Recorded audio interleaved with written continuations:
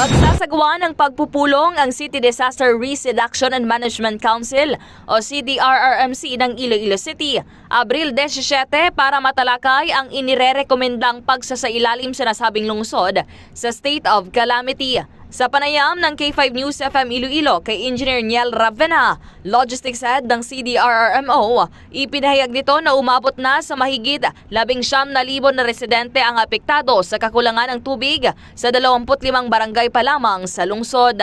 Base sa datos, umabot na ng 15% ng populasyon ang apektado na isa sa mga parameters ng National Disaster Risk Reduction and Management Council o NDRRMC para madeklara ang state of calamity.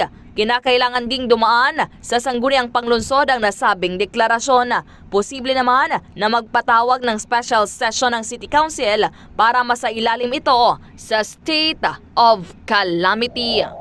Problema sa ngayon ng maraming Ilonggo ang pagkukuhanan ng supply ng tubig dahil din sa epekto ng El Nino phenomenon. Report mula sa lungsod ng Iloilo. Ito si K5, Kimon Tanyo Kaluyo para sa Kampiyon na Balita, Serbisyo Publiko at Kasiyahan sa Iloilo.